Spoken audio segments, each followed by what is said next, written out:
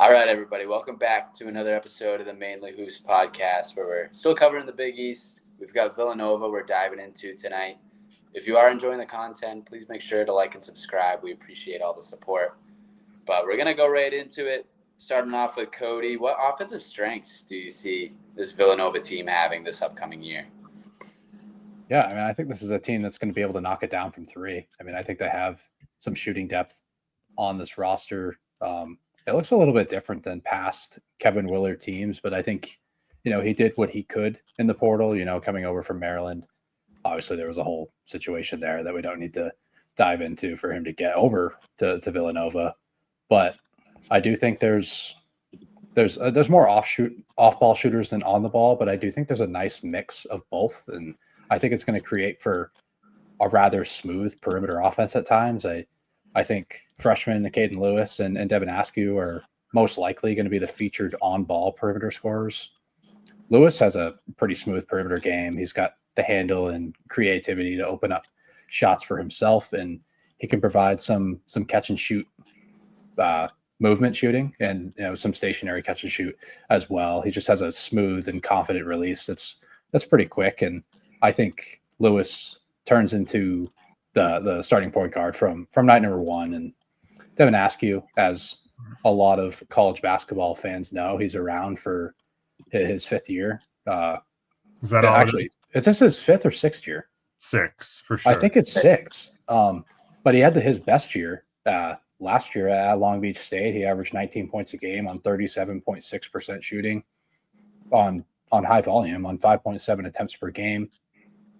I do have doubts about his other skills translating. I mean, we've seen his interior scoring fail for 4 years in a row in the power conference ranks. So I don't think that's something that's going to translate to Villanova unless he really improved in that area. But he did have a bit of a shooting leap compared to his past years. And I think he can be a solid on and off ball impact. He can be interchangeable with his roles at least. And there's some more shooting on this roster as well with Tyler Perkins, who was 36% from three, and Bryce Lindsey, who shot at 40.8% from three at James Madison last year. And they're proven off-ball shooters at the college level. They both have extremely quick triggers with deep range. Like, I'm especially high on Bryce Lindsey's ability to knock it down, and I think he's mostly an off-ball guy as well.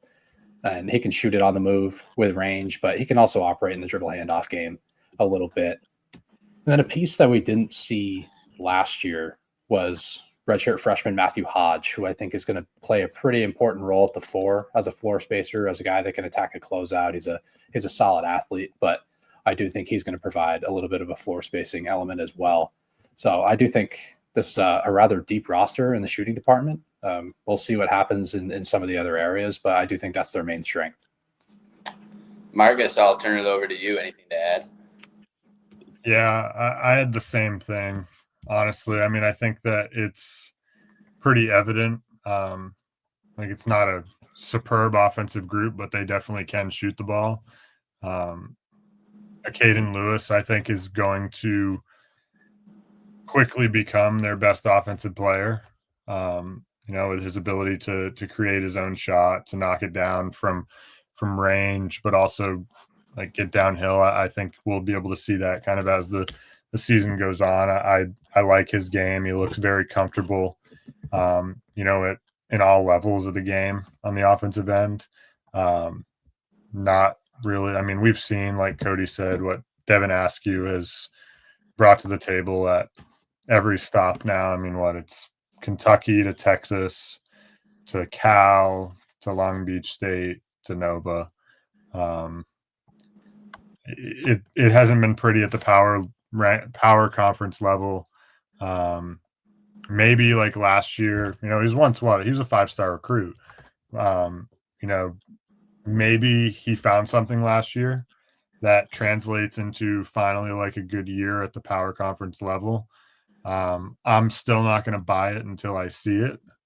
But he did have a strong year last year and generated offense for others and shot it well himself. So, we'll see. But I like Caden Lewis. I think he's going to be real strength for this offense. And then, like you mentioned, the other shooters in Perkins and Lindsay, are going to be real nice complementary pieces to space the floor. It should be a spaced out floor that shoots the ball at a high level. All right, let's talk weaknesses. Cody, we'll start with you. Offensively, what weaknesses do you see for this team? Yeah, while the perimeter scoring is great, I think the interior scoring is a pretty big issue. And like I mentioned, I think a lot of it comes from a lot of these pieces being more off-ball options. And I mean, I do think spacing, I think that aspect can ultimately solve this issue, can open up driving lanes for guys like a Caden Lewis, but even he's an uncertain efficiency-wise inside the arc. So he doesn't have like an elite burst, but I mean, he's a little more wide-bodied for a point guard. So I think he can be okay, but I just don't think there's other guys on this roster that can really take advantage of the floor spacing. Like Devin Askew, like we've said, I mean, he lacks the burst and he has a large sample size of being efficient, 41.2% from two for his career on pretty high volume. I mean, we saw it a lot last season as well. He shot at 40.9% at Long Beach State inside the arc. And that's, I mean, to be fair, it's a worse athletic league than the Big East is. So it's with high usage, it's probably not a great outlook for Askew. And across the board, I think Hodge can provide some value attacking closeouts and scoring at the rim with his like plus athleticism or the combo of athleticism and his handle. But I'm a little bit worried about the front court as well when it comes to scoring on the interior, particularly. I mean, it looks like Duke Brennan is going to be the starting center, and I'm not sure how he translates with a projected like larger role there on this team, because there's not really a guy off the bench that I think is going to be able to come in and play big minutes. I mean, Brennan was solid on the offensive glass. He has a 14.3% career offensive rebound rate, but he's more of a low usage play finisher who he doesn't have above the rim capabilities, no perimeter game to really open up anything. And I just think it creates an odd outlook for a guy that doesn't have the athletic qualities to come up and play at the Power 5 level and provide like a major impact. He was at Arizona State before, but his scoring efficiency was a bit lower. So ultimately I am a little bit worried about the interior scoring game. And then just one final thing to note is like, I wouldn't consider Kevin Willard to be an offensive wizard by any means. He's a defense first coach at the end of the day. So I can kind of see where this offense runs into trouble if they're a little more one dimensional, if they're a little more perimeter and shot making oriented. And this offense, it feels like it's going to be more scoring efficiency based, and they don't really project to be great in the shot volume category either. I mean, Kevin Willard teams aren't typically high level in floor efficiency either. So that creates like a little bit of a push pull there. And even that Maryland team last year that arguably had the best starting five in the country was 64th nationally in effective field goal percentage. And they were 25th in the country in adjusted offense. And that kind of feels like a Kevin Willard ceiling offense. And just one final note is Willard teams have only finished in the top 100 in effective field goal percentage nationally in 5 of his 18 seasons, which, I mean, that creates some uncertainty, like despite the roster, honestly. So I do have some concerns with their across the board coaching and interior scoring. Marcus, anything to add here? Yeah, one thing with the guard group, I think I'm a little bit worried about is the ball control, ball security. Like Devin Askew last year was like 20% turnover rate, and we have a very large sample size of him handing the ball to the other team. 22.5% career turnover rate. Really bad in top 50 games also for his career. So it's a big concern. Then a Caden Lewis, like, while I do believe in him, he is going to be a freshman, and there are some really good defensive teams in this league that are going to get after a Villanova backcourt that has a couple guys in like Perkins and Lindsay who aren't going to play on the ball a ton, and then a Caden Lewis is a freshman, and Askew, who we've seen who he is when he has a big role or bigger role at a power conference school. So I'm worried about them taking care of the basketball, and then Like Cody said, I think like the front court scoring is a concern, right? With Duke Brennan, and then like the only other guy would really be freshman Nico Onyekwere, or however you say it. He's kind of seems to be kind of a project. From what I can tell on tape, he's like 7'1", seems to be a good athlete. Maybe he'll surprise in like some offensive rebounding, like lob threat scenarios, and provide some scoring there. But outside of that, like I don't really see him being like any sort of post or anything. I think he's too much of a project at this point to provide any of that. So, yeah, I think those are my two main concerns. All right, we'll flip to defensively now. We'll start with strengths here. Cody, what do you think? Yeah, I think their wing depth is a strength, and that's a really good thing for a Kevin Willard team that really likes to have positional versatility, particularly on the wings. He likes to switch a lot of actions. So I think it'll be a matter of how much these pieces play, but guys like Zion Stanford, Chris Jeffrey, Malachi Palmer, Matthew Hodge, and Tafara Gapari. Gapari and Palmer were at Maryland last year, so they're traveling with Willard. So I think Willard will trust them a little bit to be impactful defenders on this roster. They didn't play massive roles, but I do think if it gets to that point, I think these guys are going to be able to come in and provide value on the defensive end. None of these guys like pop on tape as like fantastic defenders, but I do think they can do it by committee. They can have some really defensive based lineups. So I think the physicality and switchability really fit the mold. The projected starters aren't like, they're a bit lacking as on-ball defenders, but ultimately, like I said, the depth is going to give them options. And Willard, I think at the end of the day, is always going to lean towards his defense first. And Willard coach teams have finished top 70 in adjusted defensive efficiency in 10 straight seasons, including back-to-back years at Maryland, where he finished inside the top 20. I think it just proves that he can coach defense. He's made in-game adjustments, just in-season adjustments throughout his entire career, and he's always kind of thought of everything from a defensive standpoint. So this is, at the end of the day, this isn't the side of the ball that I'm all that worried about. I do think there are some ceiling concerns with this roster that I'll get into in a minute, but ultimately Kevin Willard can coach defense, so I'm not like really worried that this team like falls off a cliff on this side. Marcus, anything you want to add defensively? Yeah, I mean, one of my notes was like a defense first coach. Like I think that really stands out in Kevin Willard. I think it's going to have to be the identity of this team for an offense that, while it has shooting, like doesn't have a ton else, as we've touched on here.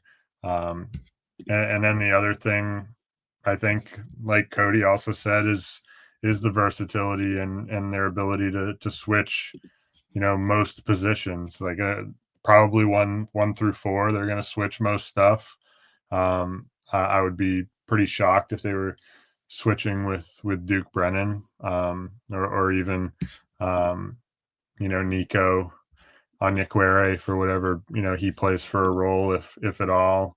But I think 1 through 4 for the most part, or if they play small, maybe 1 through 5, they're going to be able to switch most things, which I think allows for a lot of options on the defensive end and how you guard ball screens, how you guard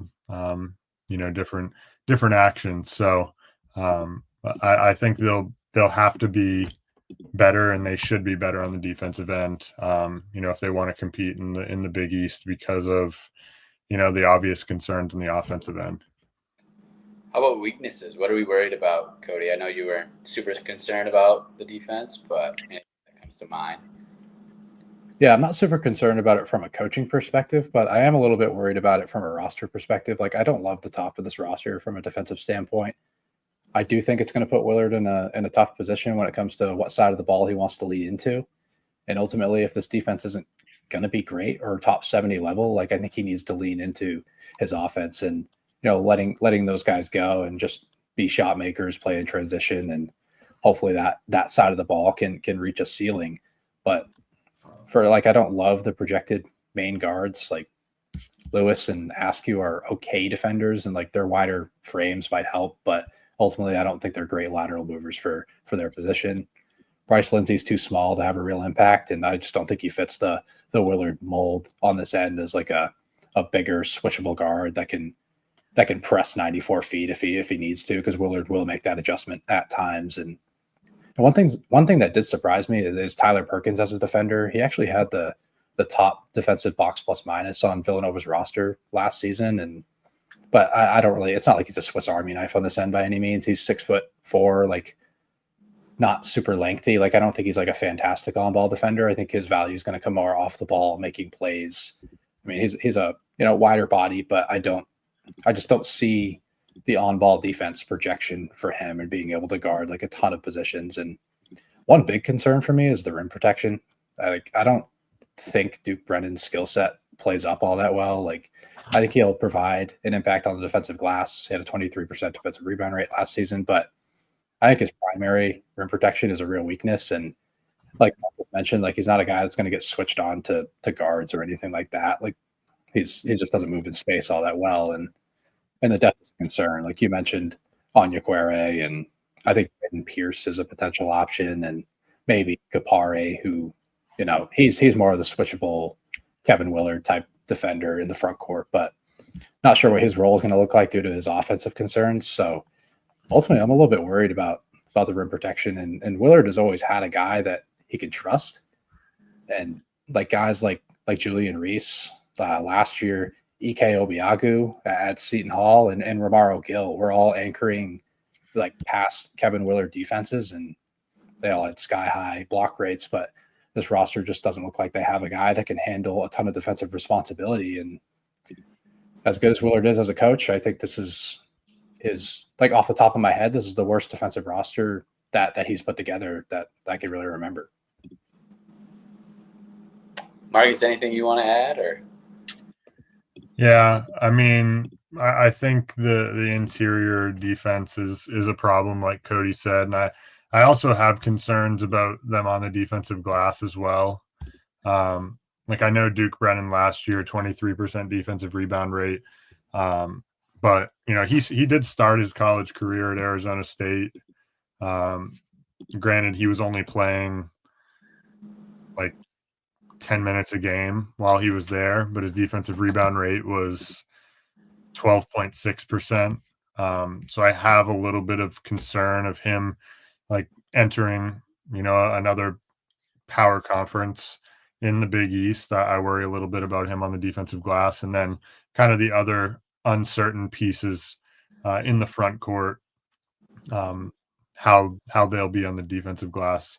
I worry a little bit as well. So I think rim protection is certainly a valid concern. I think the defensive glass is another one. I think it all just goes hand in hand with, the lack of versatility, athleticism, and just depth overall of the front court of Kevin Willard's defensive roster. All right, we're going to move right along to who's your MVP and X Factor, Cody. I went with Caden Lewis as my MVP. I think he's going to be the guy that handles a lot of the on-ball usage. He's going to have to facilitate for some of these off-ball shooters, and he projects as the one guard that has true three-level scoring. So ultimately, I went with Lewis. I know he's a freshman. I know people say like freshmen are uncertain all the time, but there are some guys that have real skills that will translate right away. And I feel pretty good about Lewis's ability to score, at least from the perimeter, to translate. And he's going to be the best ball guard on this Villanova roster. And for my X Factor, I went with Matthew Hodge.